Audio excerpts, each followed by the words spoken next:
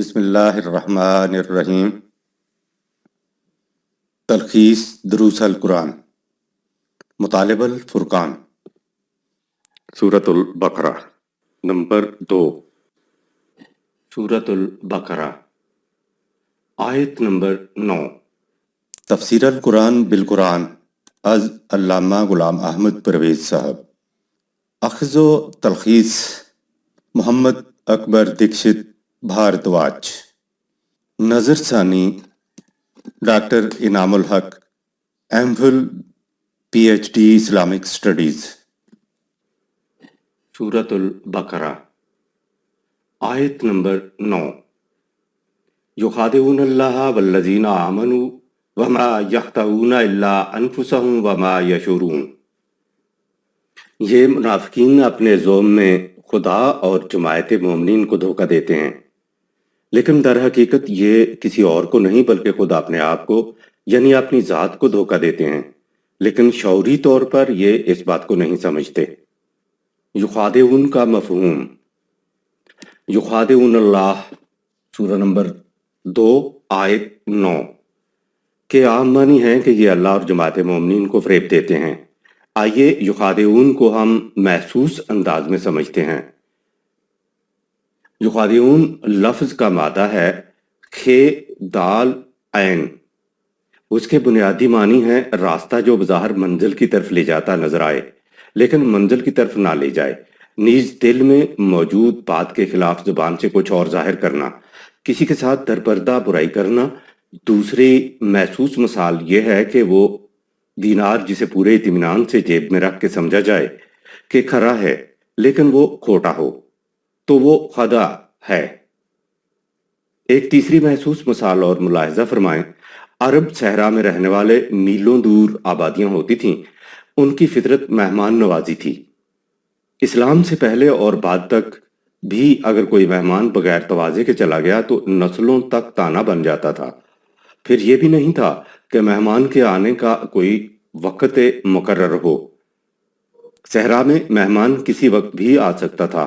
اب تانا سے بچنے کے لیے وہ کرتے یہ تھے کہ ایک اونٹنی یا بکری کو خیمہ کے پاس باندھ لیتے تھے اور باقی جانوروں کو چراگاہوں میں بھیج دیتے تھے۔ وہ اونٹنی یا بکری ایسی ہوتی تھی کہ جب بھی اس کا دودھ دھویا جائے دودھ دے دے اور وہ دودھ کو اوپر نہ چڑھا جائے، تاکہ مہمان کی تواضع کے لیے کم از کم دودھ ہر وقت میسر رہے۔ جس اونٹنی یا بکری کے تھن تو دودھ سے بھرے دکھائی دیں لیکن ضرورت کے تحت دھوتے وقت دودھ دینے کے بجائے وہ دودھ اوپر چڑھا جائے، اس اونٹنی یا بکری کو وہ خدو کہتے تھے، یعنی دودھ دینے والا دھوکہ باز جانور۔ تو وہ لوگ جن پر بھروسہ نہ کیا جا سکے، اعتماد نہ کیا جا سکے، وقت پڑے تو دھوکہ دے جائیں، انہیں منافق کہتے ہیں۔ دوسروں کے خلاف جرم کرنا اپنی ذات کے خلاف جرم کرنا ہے۔ وما یخدعون الا انفسهم سورہ 2 آیت نمبر 9۔ یہ اپنی ذات کو دھوکہ دینے کے سوا اور کسی کو دھوکہ نہیں دیتے۔ اپنے آپ کو دھوکہ دینے کو خود فریبی یا فریب نفس کہتے ہیں۔ یہ اپنے آپ کو دھوکہ دینے والی بات ہوتی ہے۔ منافقین اپنے منافقانہ رویے سے سمجھتے یہ ہیں کہ ہم دوسروں کو دھوکہ دے رہے ہیں، لیکن انہیں اس بات کا شعور نہیں ہوتا کہ منافقانہ چال بازی کے منفی اثرات خود ان کی ذات پر مرتب ہو رہے ہیں۔ خدا نے جو پروگرام انسانوں کے لیے دیا ہے اس کا اللہ کو کوئی فائدہ نہیں، کیونکہ وہ تو غنی عن العالمین ہے۔ خدا کے پروگرام پر عمل کیا جائے تو اس کا انسانوں ہی کو فائدہ پہنچتا ہے۔ جو لوگ پروگرام پر عمل نہیں کرتے اور منافقت کرتے ہیں وہ کسی اور کا نقصان نہیں کرتے، وہ خود اپنا نقصان کر رہے ہوتے ہیں، کیونکہ ان کی ایسی حرکتوں سے ان کی ذات کی نشو و نما نہیں ہو پاتی۔ دوسرے مقام پہ ہے کہ کسی اور کے خلاف کسی نے کیا برائی کرنی ہے۔ وَمَن يَكْسِبْ إِثْمًا فَإِنَّمَا يَكْسِبُهُ عَلَى نَفْسِهِ سورہ 4 آیت نمبر 111۔ اور جو کوئی بدی کا ارتکاب کرتا ہے تو اس کا وبال اس کی اپنی ذات پر پڑتا ہے۔ ایک اور مقام لیجئے، ان اللہ لا یظلم الناس شیئا ولکن الناس انفسهم یظلمون سورہ 10 آیت نمبر 44۔ خدا کسی پر ذرا سی بھی زیادتی ظلم نہیں کرتا، لوگ اپنے آپ پر خود ظلم و زیادتی کرتے ہیں۔ وما یشعرون کا مفہوم۔ وما یشعرون سورہ 2 آیت نمبر 9، شعور نہیں رکھتے۔ عرب شعور حواس کے ذریعے کسی شے کے ادراک کو کہتے تھے۔ قرآن نے کہا یہ ہے کہ منافقین ایک ایسے نفسیاتی مرض کا شکار ہوتے ہیں جس کی تشخیص ادراک بالحواس سے ممکن نہیں۔ نفسیاتی امراض کے اسباب و علل نفس غیر شعوریہ کے ان تہخانوں میں مدفون ہوتے ہیں جہاں تک انسانی حواس کی نگاہ نہیں پہنچ سکتی، یعنی ان تک نفس شعوریہ کی رسائی نہیں۔ آیت نمبر 10، فی قلوبہم مرض فزادہم اللہ مرضا ولہم عذاب علیم بما کانوا یکذبون۔ ان منافقین کے دلوں میں مفاد پرستی کا ایک مرض تھا۔ خدا کے قانون کے مطابق ان کا مرض مزید بڑھ گیا تو داخلی ناہمواریوں اور نفسیاتی الجھنوں نے ان کو کس قدر علم انگیز عذاب میں مبتلا کر رکھا ہے، اس لیے کہ یہ ذاتی مفاد کی خاطر جھوٹ بولتے رہے ہیں۔ قلب اور فواد کا باہمی فرق اور ان کا قرآنی مفہوم۔ قلوب کا واحد قلب ہے۔ قلب کے معنی تو عام طور پر دل ہی کیے جائیں گے، لیکن عربی زبان میں اس کے لیے بھی 2 الفاظ آتے ہیں اور قرآن کریم نے خود یہ دونوں الفاظ استعمال کیے ہیں۔ یہ 2 لفظ قلب اور فواد ہیں۔ ان دونوں کے اندر بھی فرق ہے، اگرچہ یہ دونوں الفاظ ایک ہی معنی میں استعمال ہوتے ہیں۔ لفظ فواد کا مادہ فعد ہے۔ فواد کے معنی ہے بھوننا، تپش، خلش، یعنی یہ جذبات سوز و گداز کا منبع ہے۔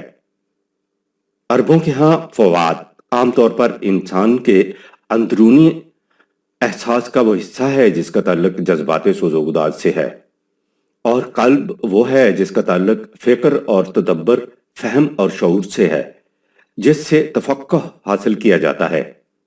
بہرحال قرآن نے دونوں الفاظ کو ایک دوسرے کی جگہ بھی استعمال کیا ہے، لہٰذا متعین طور پر نہیں کہا جا سکتا کہ ان دونوں کا جسم میں مرکز کون سا ہے، اور نہ ہی بتایا جا سکتا ہے کہ کون سا ادراک کا مرکز ہے اور کون سا جذبات کا سرچشمہ ہے۔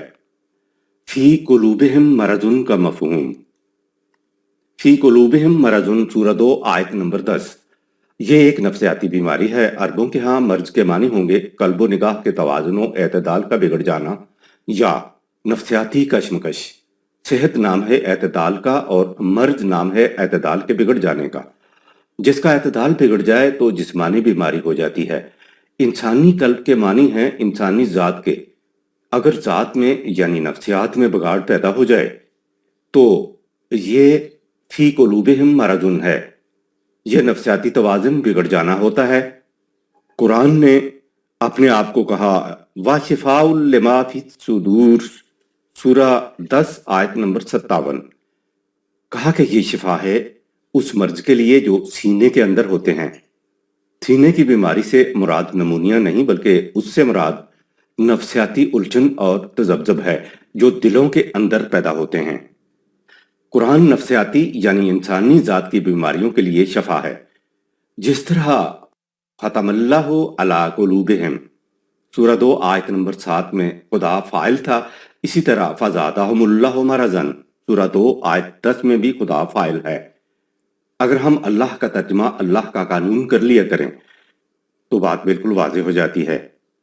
مفہوم ہو جائے گا کہ اللہ کے قانون نے ان کے مرض کو اور بڑھا دیا، اور خدا کے قانون نے مرض میں اضافہ کیوں کیا؟ کہا بما کانوا یکذبون بما کانوا یکذبون سورہ 2 آیت نمبر 10۔ خدا کے قانون نے ان کے مرض کو اس لیے بڑھایا کہ وہ صداقتوں کی حقیقتوں کی تکذیب کرتے ہیں۔ ہم اوپر بیان کر آئے ہیں کہ انسان پہلے کسی عمل کا مرتکب ہوتا ہے، پھر خدا کا قانون اس کا پیچھا کرتا ہے۔ ایک جھوٹ کوئی بولے تو اس کو چھپانے کے لیے اسے 10 اور جھوٹ بولنے پڑتے ہیں، یعنی جھوٹ بولنے کا عمل بڑھتا ہی چلا جاتا ہے۔ ہم نسلی مسلمان بھی زبانی اقرار پر مطمئن ہو کر بیٹھ جاتے ہیں۔ یہ مطمئن ہو کر بیٹھ جانے کا مرض بڑھتا چلا گیا۔ اگر شروع ہی میں کہہ دیا جاتا ہے اس طرز عمل سے تم مومن نہیں ہو سکتے تو مرض رک جاتا، اب حالت یہ ہو گئی ہے کہ اگر کسی کو کہہ دیا جائے کہ تم قرآن کی تعلیم کے مطابق مومن نہیں ہو تو تھپڑ لگنے کا اندیشہ ہوتا ہے کہ مسلمان کو مسلمان نہیں سمجھتا۔ غور کرنے کی بجائے نسلی مسلمانوں کے لیے رسول اللہ صلی اللہ علیہ وسلم کی شفاعت کا عقیدہ گھڑ کر دے دیا گیا کہ گھبراؤ نہیں، اللہ کے محبوب رسول اللہ صلی اللہ علیہ وسلم کی امت ہونے کا دم بھرتے رہو، اگر جہنم کا فیصلہ ہوا بھی تو محمد صلی اللہ علیہ وسلم تم لوگوں کو چھڑا لیں گے۔ یہ عقیدہ آیا تو مرض کے گھٹنے کی امیدیں بھی ختم ہو گئیں، اور فَزَادَهُمُ اللَّهُ مَرَضًا سورہ 2 آیت 10۔ مرض بڑھتا چلا جا رہا ہے۔ یکذبون کا مفہوم، ایک صورت تو یہ ہے کہ ایک شخص واقعہ کا پورا علم نہیں رکھتا، بس جتنا اسے معلوم ہے اتنا وہ بیان کر دیتا ہے۔ اب اس کا بیان پورے واقعہ کے مطابق نہیں ہے، اس لیے بیان تو سچا نہیں، لیکن اس شخص کو کاذب نہیں کہا جائے گا۔ کاذب اس کو کہیں گے جہاں قلب و زبان ہم آہنگ نہ ہوں۔ کہا اِذْ جَاءَكَ الْمُنَافِقُونَ قَالُوا نَشْهَدُ إِنَّكَ لَرَسُولُ اللَّهِ وَاللَّهُ يَعْلَمُ إِنَّكَ رَسُولُهُ سورہ نمبر 63 آیت نمبر 1۔ یہ منافق تیرے پاس آتے ہیں، کہتے ہیں ہم گواہی دیتے ہیں کہ تو اللہ کا رسول ہے۔ کہا کہ اللہ کو خوب علم ہے کہ تو اس کا رسول ہے۔ منافقین نے بات بالکل سچ کہی اور خدا نے تصدیق کی کہ تو رسول ہے۔ آگے آیت ہے واللہ یشہد ان المنافقین لکاذبون سورہ 63 آیت نمبر 1۔ لیکن خدا اس بات کی شہادت دیتا ہے کہ یہ سچی بات کہنے والے منافق جھوٹے ہیں۔ قرآن نے کاذب کی تعریف بیان کر دی کہ جہاں قلب و زبان ہم آہنگ نہ ہوں تو وہ کذب ہے۔ منافقین زبانی تو اس بات کا اقرار کر رہے تھے جو بالکل سچی تھی، اور خدا نے بھی کہا کہ یہ بالکل سچی بات کر رہے ہیں، لیکن خدا تو دلوں کے بھیدوں سے بھی واقف ہے، تو کہا کہ یہ لوگ اس سچی بات دل سے نہیں کر رہے ہیں، اوپر سے محض تم سے یکجہتی دکھانے کے لیے کر رہے ہیں۔ ایک قسم کا کذب تو یہ ہوا۔ دوسرے جھوٹ یا کذب کے لیے دیکھیے سورہ الماعون 107۔ کہا کیا تو نے ان لوگوں کی حالت پر بھی غور کیا ہے جو دین کو جھٹلاتے ہیں، یعنی دین کی تکذیب کرتے ہیں؟ یہ وہ لوگ ہیں جو تنہا رہ جانے والوں کو دھکے دیتے ہیں، اور جن کے چلتے ہوئے کاروبار رک جاتے ہیں ان کی روٹی کا نہ خود انتظام کرتے ہیں اور نہ دوسروں کو اس لیے ابھارتے ہیں۔ دین کی تکذیب یہ ہے کہ دین کو دل سے تسلیم تو کرتے ہیں لیکن اپنے عمل سے دین کی تکذیب کرتے ہیں۔ ظاہر ہے یہ دین کو جھٹلانے والے کفار تو نہیں ہو سکتے۔ یہ دوسری قسم کا کذب آ گیا جس میں قوانین خداوندی کو دل سے تسلیم تو کرتے ہیں لیکن عمل ان کے خلاف کر کے یہ ثابت کرتے ہیں کہ جو کچھ ہم نے دل سے تسلیم کیا تھا وہ غلط تھا۔ دو قسم کے کذب اوپر آ گئے، ایک تو یہ کہ زبان سے اقرار لیکن دل سے اقرار سے ہم آہنگ نہیں، اور دوسرا کذب یہ کہ زبان اور دل سے تو اقرار لیکن اپنے اعمال سے اس اقرار کی تصدیق نہ ہو رہی ہو۔ عذاب علیم کا مفہوم، منافقین کے مرض سے پیدا ہونے والے کرب و اضطراب کو قرآن کریم عذاب علیم کہہ کر پکارتا ہے، یعنی علم انگیز عذاب۔ کفر کا یہ تعلق انسانی فہم و ادراک کی غلط نگاہی سے ہے، اس لیے اس کی تباہی کو عذاب عظیم کہا ہے۔ سورہ 2 آیت نمبر 7، یعنی سخت یا بڑی تباہی۔ لیکن منافقت کا تعلق انسان کے قلب یا نفسیات سے ہے، اس سے پیدا ہونے والی تباہی کو علم انگیز کہا ہے، یعنی ایک عذاب درد سر ہے تو دوسرا عذاب درد جگر ہے۔ آیت نمبر 11، وَإِذَا قِيلَ لَهُمْ لَا تُفْسِدُوا فِي الْأَرْضِ قَالُوا إِنَّمَا نَحْنُ مُصْلِحُونَ، اور جب ان منافقین سے کہا جاتا ہے کہ معاشرے میں فساد ناہمواریاں پیدا نہ کرو تو جواباً کہتے ہیں کیا بات کرتے ہو، ہم تو معاشرے کی اصلاح کرنے والے ہیں۔ فساد اور مصلحون کا مفہوم، مصلحون کا مادہ سواد لام ہے، اسی سے صلح، اصلاح اور مصلح کے الفاظ آتے ہیں۔ اس لفظ کے معنی ہے جس چیز کو جس حالت کے اوپر ٹھیک ٹھیک رہنا ہو اس کا اسی حال کے اندر رہنا، یہ چیز کی اصلاح کی صورت ہوتی ہے۔ ٹھیک حالت میں رہنے سے مراد کہ قوانین خداوندی اور نظام فطرت کی روح سے ٹھیک رہنا۔ قانون خداوندی اور نظام فطرت کے مطابق شے کے نہ ہونے کو فساد کہا جاتا ہے، اور اسی کو ناہمواریاں بھی کہتے ہیں۔ ہم تو فساد اسی کو سمجھتے ہیں کہ دو آدمی یا دو گروپ آپ میں لڑ پڑیں اور ایک دوسرے کو چوٹیں آئیں۔ قرآن کے مطابق جب کوئی شے قوانین خداوندی کے مطابق نہ رہے تو اس کو فساد کہتے ہیں۔ اس سے معاشرے میں ناہمواریاں پیدا ہوتی ہیں۔ فساد اصلاح کی ضد ہے۔ چند مثالیں ملاحظہ فرمائیں۔ حضرت شعیب علیہ السلام قوم مدین کی طرف آتے ہیں اور کہتے ہیں کہ اے میری قوم کے لوگوں، اطاعت اور محکومیت صرف قوانین خداوندی کی کرو، اس کے علاوہ اور کوئی ہستی ایسی نہیں جس کی اطاعت کی جائے۔ تمہاری طرف نہایت واضح چیزیں تمہارے رب کی طرف سے آ گئی ہیں۔ دیکھو تم ماپ تول کے پیمانے صحیح رکھو، کسی کے واجب حق کے اندر کمی نہ کرو۔ سورہ 7 آیت نمبر 85۔ معاشی، معاشرتی اور تمدنی زندگی کو قوانین خداوندی کے مطابق استوار کرنا اصلاح ہے، اس کے الٹ فساد ہے۔ کہا وَلَا تُفْسِدُوا فِي الْأَرْضِ بَعْدَ إِصْلَاحِهَا، سورہ 7 آیت نمبر 85۔ ملک میں اصلاح کرو اور اصلاح کے بعد فساد نہ پھیلاؤ۔ دوسری مثال حضرت شعیب علیہ السلام ہی کا قصہ ہے۔ کہا ماپ تول کے پیمانوں میں ڈنڈی نہ مارو، یعنی اپنے معاشی نظام کو قوانین خداوندی کے مطابق متشکل کرو۔ سورہ 26 آیت نمبر 181۔ پھر کہا وَلَا تَعْثَوْا فِي الْأَرْضِ مُفْسِدِينَ، سورہ 26 آیت نمبر 182۔ ملک کے معاشی نظام میں فساد پیدا نہ کرو۔ تیسری مثال کہا یہ اپنی زندگی میں یعنی زمین میں کوئی اور خدا تجویز کر رہے ہیں اور ان کے زور پہ یہ آگے بڑھتے چلے جاتے ہیں۔ سورہ 21 آیت نمبر 21۔ لوگ خدا کو الہ السما تو مانتے ہیں کہ کائنات میں اسی کے فطری قوانین جاری و ساری ہے، لیکن الہ الارض نہیں مانتے، یعنی انسانی کائنات میں خدا کے سوا اوروں کو خدا بنا لیتے ہیں۔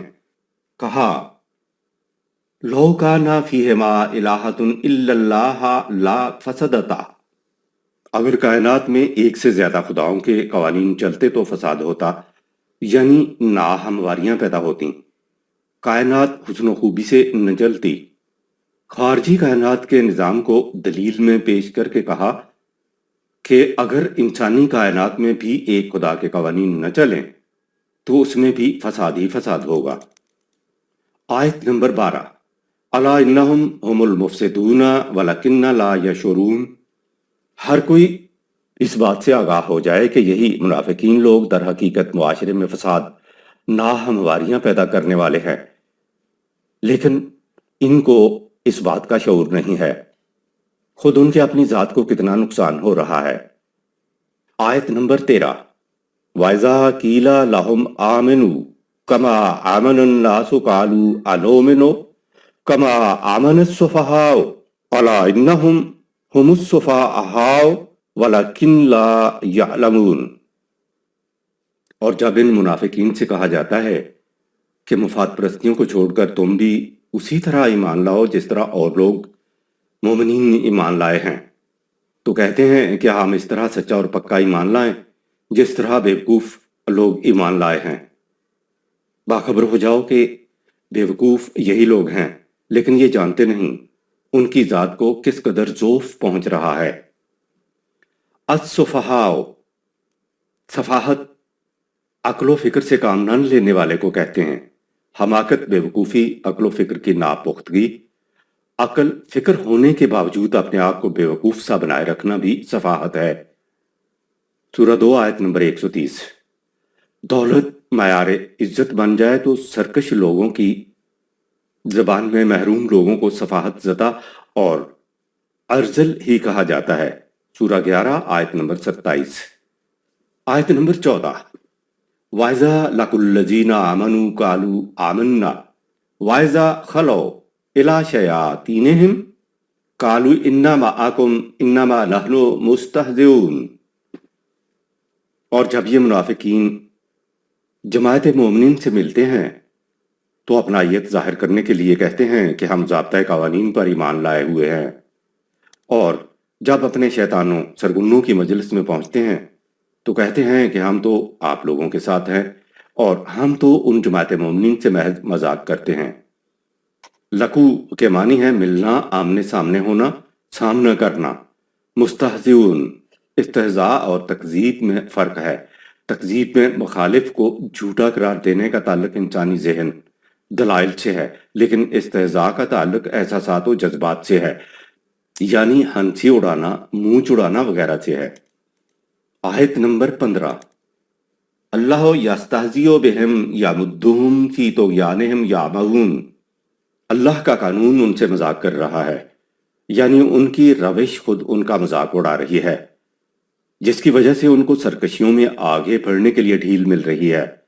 یہ سفر زندگی میں حیران و سرگرداں مارے مارے پھر رہے ہیں۔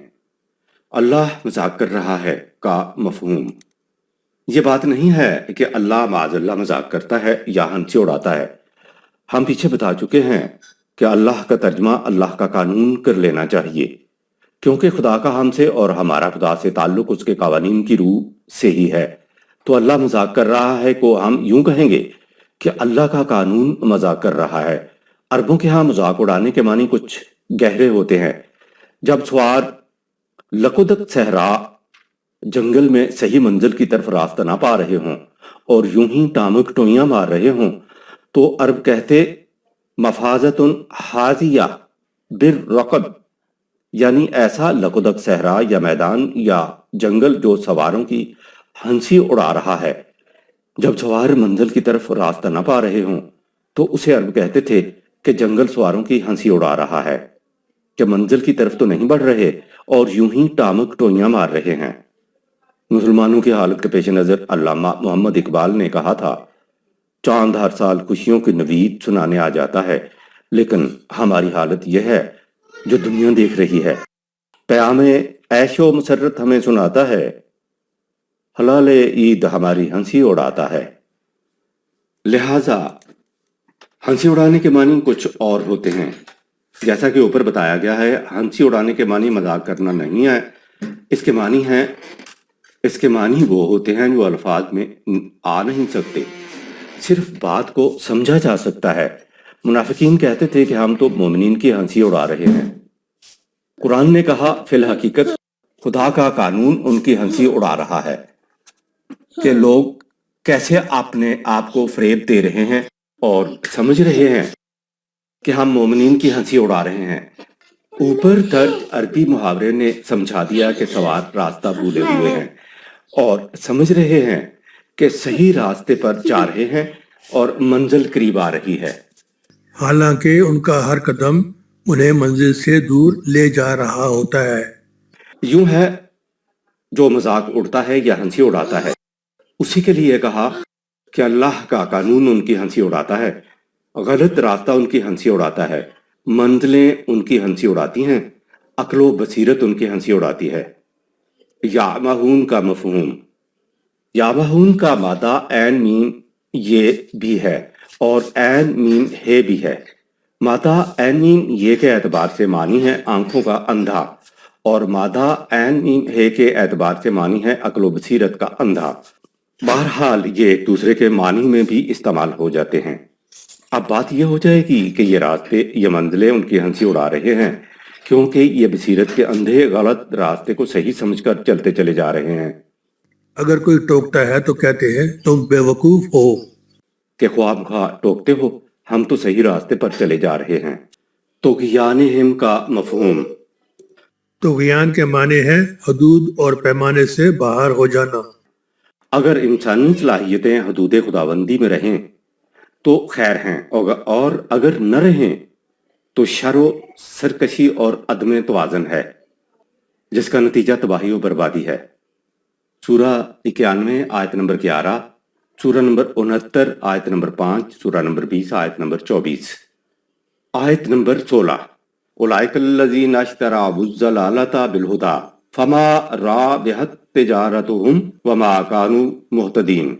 یہ منافق ہی وہ لوگ ہیں جنہوں نے ہدایت کی بجائے گمراہی کو پسند کیا، ان کی اس تجارت نے انہیں کچھ فائدہ نہ دیا، یہ دنیاوی مفاد کو ترجیح دینے کی وجہ سے ہدایت پانے والے نہ بنے۔ اشتروا اور رابحت کا مفہوم اشترو سے ہی اشترا ہے اور اس کے معنی ہے ترجیح دینا۔ یعنی ایک شے کو چھوڑ کر دوسری شے کو پسند کرنا۔ خرید و فروخت نیز تجارت بھی اس کے معنی ہے۔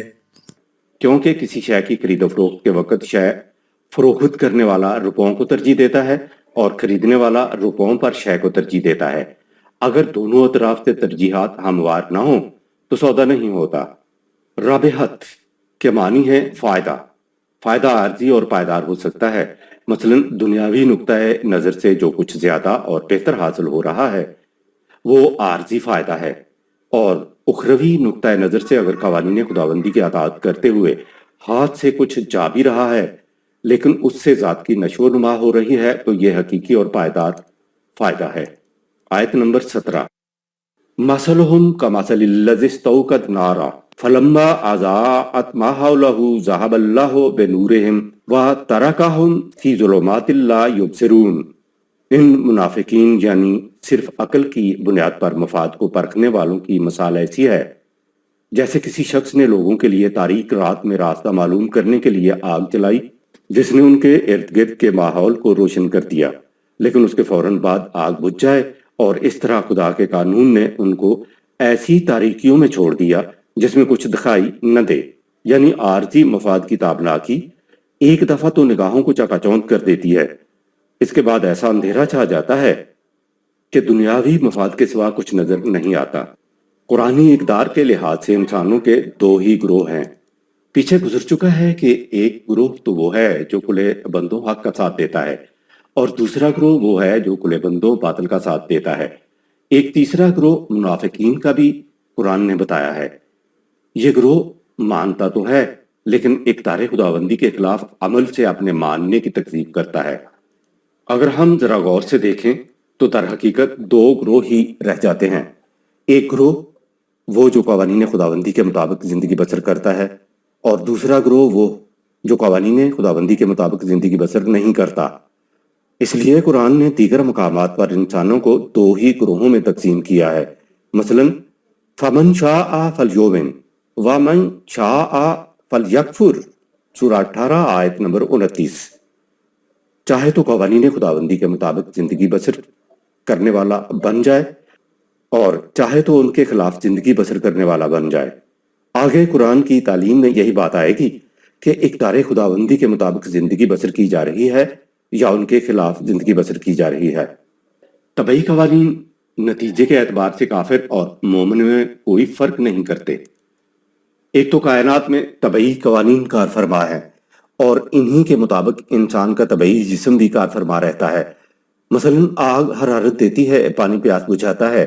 اب اگر کوئی مومن یا کافر آگ میں انگلی ڈالے گا تو انگلی جل جائے گی، یا ان دونوں گروہوں میں سے جو بھی پیاس بجھانے کے لیے پانی کی بجائے تیزاب پی لے گا تو ہلاکت ہوگی، یا کافر زمین کاشت کرتے ہوئے قانون زراعت کے مطابق زیادہ محنت کرتا ہے اور مومن نہیں کرتا تو کافر کے کھیت سے زیادہ پیداوار ہوگی۔ خدا کا طبعی قانون نتیجے کے اعتبار سے کافر اور مومن میں فرق نہیں کرتا۔ ان قوانین کی اطاعت کرنا بھی نہایت ضروری ہے، لیکن ان قوانین کا تعلق صرف انسان کی طبعی زندگی سے ہے، ان کے نتائج کا تعلق بھی صرف اس طبعی دنیا تک ہے۔ انسان کے طبعی جسم میں ایک اور چیز بھی ہے جسے انسانی ذات کہا جاتا ہے۔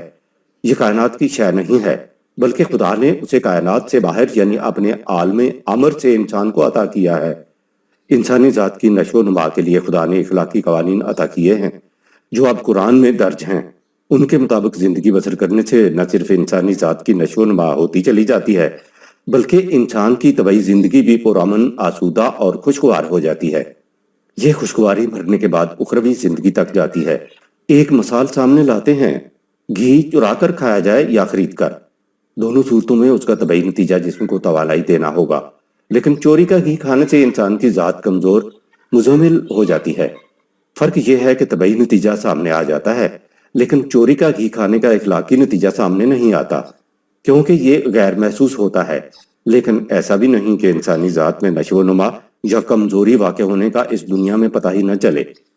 جس کی ذات نشو و نما پا رہی ہوتی ہے اس سے نوع انسانی کے لیے خیر پر مبنی کام سرزد ہوتے ہیں، اور جس کی ذات نشو و نما نہ پا رہی ہو تو اس سے اسی دنیا میں تخریبی اعمال سرزد ہوتے ہیں۔ دیانتداری سے کمائے ہوئے رزق اور بے ایمانی سے کمائے ہوئے رزق کا طبعی نتیجہ ایک جیسا ہوگا، فرق تو بس انسانی ذات کی نشو و نما پر پڑتا ہے۔ انسانیت کی حسین عمارت وحی کے ذریعے عطا کردہ قانون مکافات عمل کی بنیاد پر استوار ہوتی ہے۔ انسانی ذات وہ مقام ہے جہاں دین، وحی، مستقل اقدار، ایمان، خدا، سلسلہ رشد و ہدایت اور خدا کے قانون مکافات کی ضرورت پڑتی ہے۔ مومنین کا گروہ اگر تسخیر کائنات کے ذریعے سامان چیز حاصل نہیں کرتا تو وہ مومن نہیں ہے۔ جو تسخیر کائنات کے ماحاصل یعنی سامان چیز کو حاصل کرتا ہے اور پھر اس سامان کو قوانین خداوندی کے مطابق صرف کرتا ہے تو وہ مومن ہے۔ ایسے گروہ کی دنیاوی اور اخروی زندگی دونوں خوشگوار اور خوشحال ہوتی ہے، لیکن جو تسخیر کائنات کے ذریعے سامان چیز تو حاصل کرتا ہے لیکن اس ماحاصل کو خدا کے قوانین کی بجائے اپنی خواہشات و جذبات کے مطابق صرف کرتا ہے تو وہ کافر ہے۔ مثلا یورپ، ایسے گروہ کی شان و شوکت تو ثروت عارضی اور ناپائیدار ہوتی ہے جو صرف اس طبعی دنیا تک محدود ہوتی ہے۔ ایک تیسرا گروہ بھی ہے جو ہم ہی ہیں کہ جو تسخیر کائنات نہیں کرتا ہے۔ ظاہر ہے کہ جو گروہ جب تسخیر کائنات نہیں کرے گا تو اس کے پاس قوانین خداوندی کے مطابق خرچ کرنے کے لیے سامان چیز بھی نہیں ہوگا۔ اس گروہ کی مثال ایسے دکاندار کی سی ہے جو ترازو اور باٹ رکھنے کا تو مدعی ہے لیکن اس کے پاس تقسیم کرنے کے لیے سامان نہیں ہے۔ مومنین کے مفاد عامہ پر مبنی نظریہ زندگی کی مثال قرآن نے یوں دی ہے کہ کا شجرات طیبۃ اصلھا ثابت و فرعھا فی السماء، سورہ نمبر 14 آیت نمبر 24۔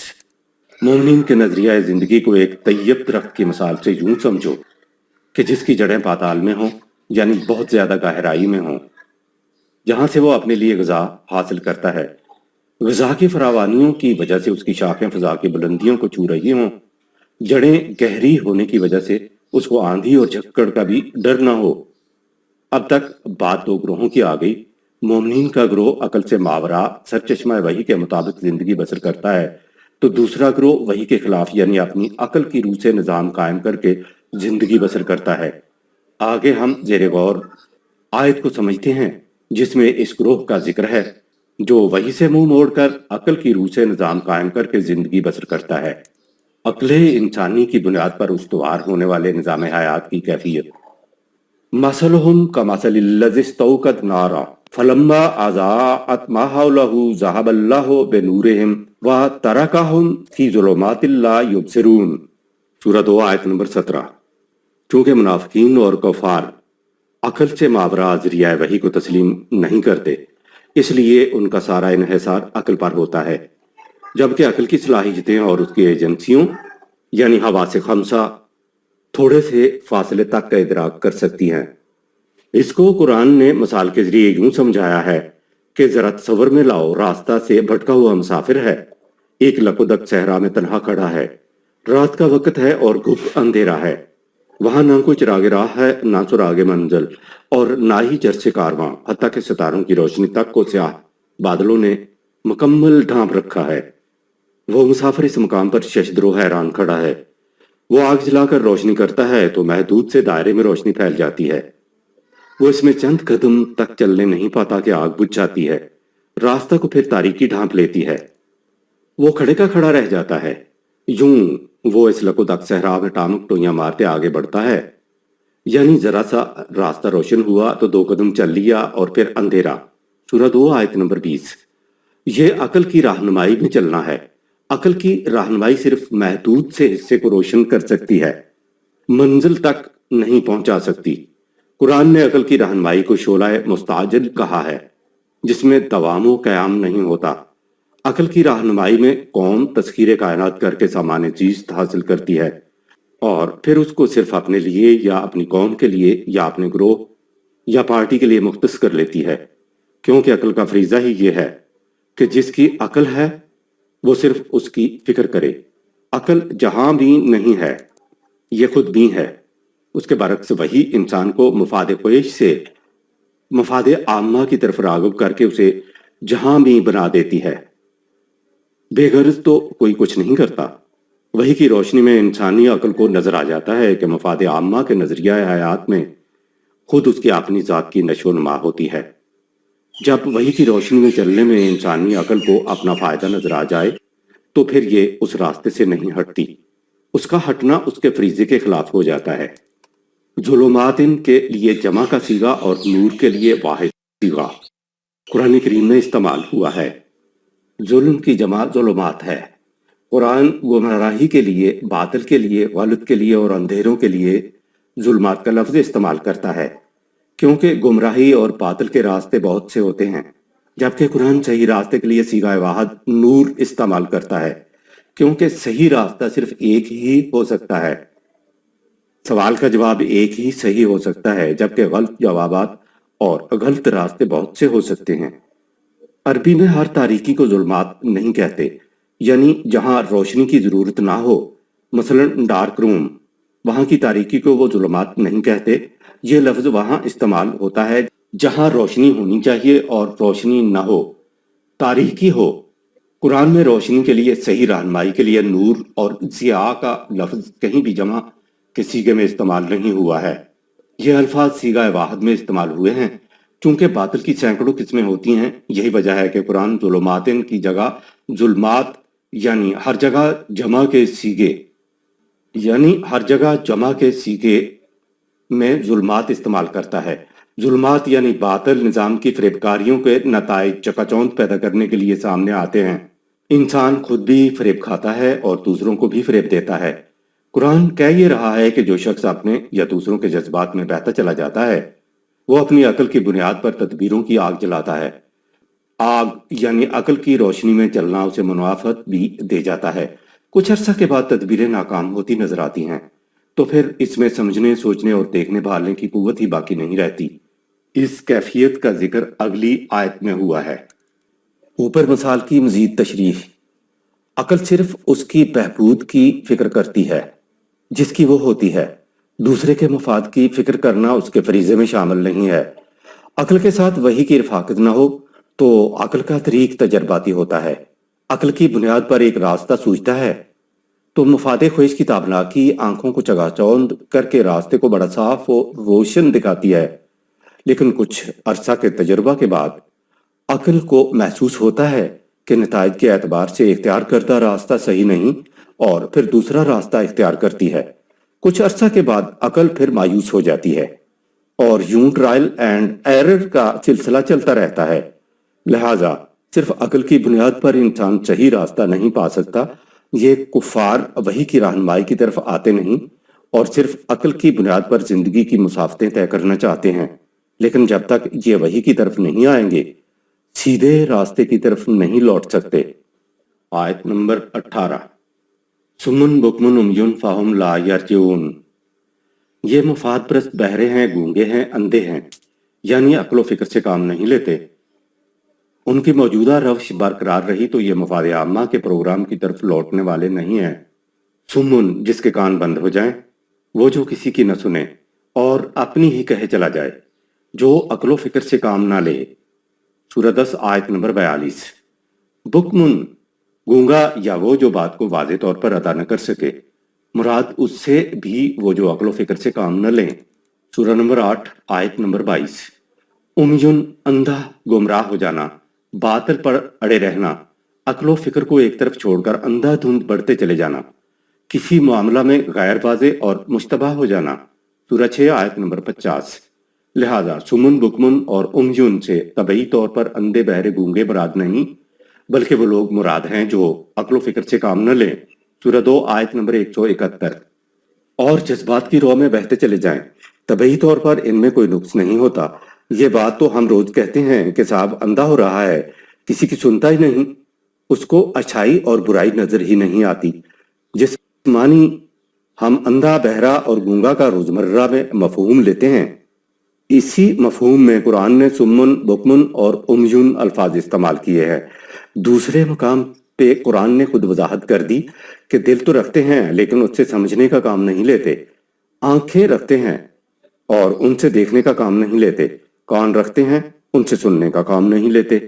یہ دیکھنے میں انسان نظر آتے ہیں لیکن در حقیقت یہ حیوان ہیں، بلکہ ان سے بھی کہہ گزرے۔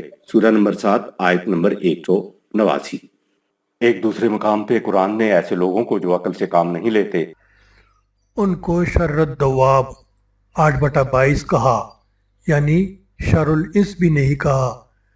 دابتن میں تو ہر چلنے والی، ہر حرکت کرنے والی مخلوق، یہاں تک کہ کیڑے مکوڑے تک بھی آ جاتے ہیں۔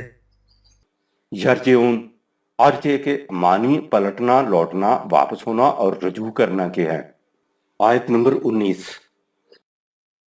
أو كصيب من السماء فيه ظلمات ورعد وبرق يجعلون أصابعهم في آذانهم من الصواعق حذر الموت والله محيط بالكافرين۔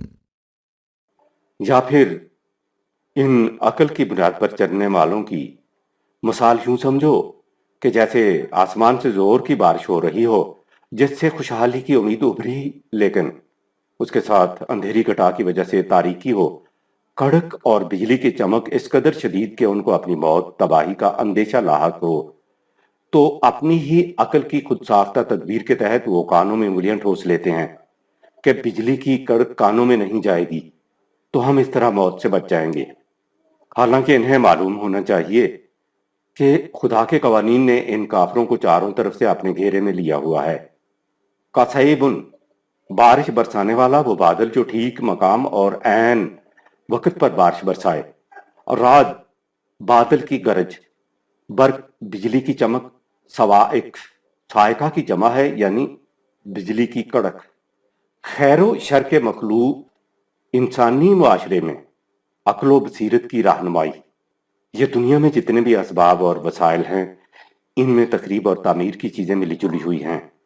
عقل و فکر کا کام یہ ہے کہ ان میں سے تقریبی اجزاء کو الگ کر کے ان سے حفاظت کا سامان کرے اور تعمیری اجزاء کو چن کر اپنے قریب کر کے ان کے مطابق کام کرے، ان کو استعمال میں لائے۔ یہ عجیب بات ہے کہ حیوانات کی زندگی میں خیر اور شر کا التباس اور اختلاط نہیں ہے۔ شیر یا بھیڑیے کو دور سے دیکھ کر آپ پہچان لیں گے کہ درندے ہیں، چیر پھاڑ کھائیں گے۔ بکری کہیں بھی معلوم ہو گھاس پتے کھائے گی، اس کے سوا اور کچھ نہیں کھائے گی۔ سانپ دیکھتے ہی ڈر لگتا ہے اور ڈسنے کی صورت میں آپ کو موت نظر آنے لگتی ہے۔ حیوانات میں خیر اور شر مخلوط نہیں ہوتے، لیکن حضرت انسان کے کسی گروہ میں آپ معلوم ہی نہیں کر سکتے کہ ان میں سے شیر، بھیڑیا اور بکری کون سی ہے۔ یہی وجہ ہے کہ انسان سے فریب کھا جاتا ہے۔ شرف انسانیت یہ ہے کہ انسان خود اپنی عقل و بصیرت سے سمجھے کہ مجھے کس سے بچنا ہے اور کس کے ساتھ رہنا ہے۔ یہ بکری کی خوبی نہیں کہ وہ شیر کو پہچان لیتی ہے۔ اگر انسان بھیڑیے کو پہچان لیتا ہے تو یہ انسان کی خوبی ہے۔ قرآن یہی نگاہ یعنی ایسا نظام انسانوں کے اندر پیدا کرنا چاہتا ہے جس سے وہ انسان کے پیکروں کے اندر شیر اور بھیڑیے کو پہچان لیں۔ قرآن کریم نے اپنے مقصد کو ایک دوسرے مقام پر یوں ادا کیا ہے کہ وَأَمْتَازُ الْيَوْمَ أَيُّهَا الْمُجْرِمُونَ، سورہ 36 آیت نمبر 59۔ ایک دوسرے مقام پہ ہے یورف المجرمون بسیماہم، سورہ 55 آیت 41۔ مجرم دور سے اپنی پیشانیوں کے ذریعے پہچانے جائیں گے کیونکہ مجرموں کو پناہ دینے والا کوئی نہیں ہوگا۔ باطل نظام میں خیر و شر مخلوط ہوتے ہیں، لیکن صحیح نظام میں خیر اور شر چھٹ کر الگ الگ ہو جاتے ہیں، اس لیے کسی کو دھوکہ نہیں لگتا۔ اوپر محسوس مثال مفاد خواہش کے دلدادہ اور مفاد عاجلہ پسند لوگوں کی ہے، جو وحی کی روشنی کی بجائے صرف عقل کی رہنمائی پر بھروسہ کرتے ہیں۔ عقل کے سامنے مستقبل کے حالات نہیں ہوتے، اس لیے عقل کی بنیاد پر کیے گئے فیصلے انسانوں کو بدلنے پڑتے ہیں، جبکہ خدا کے سامنے سارا مستقبل ہوتا ہے۔ اس لیے اس کو قوانین بنانے کے بعد کسی قسم کے رد و بدل کی ضرورت نہیں ہوتی۔ عقل کے سامنے کل نہیں ہوتا، اس لیے وہ وقتی انتظام کے طور پر بتاتی ہے کہ بجلی کی کڑک کی تباہی سے بچنے کے لیے کانوں میں انگلیاں دے لو تو محفوظ ہو جاؤ گے۔ وہی کہتی ہے کہ وقتی انتظام کرنے کی بجائے اپنے معاشرے کے انتظام کو اقدار خداوندی کے مطابق استوار کرو، تو یہ خطرات سے بچنے کا مستقل حل ہوگا۔ اگر تم نے ایسا نہ کیا تو یاد رکھو تم کافر ہوگے، اور کافروں کو تو ہر طرف سے جہنم نے اپنے گھیرے میں لیا ہوا ہے۔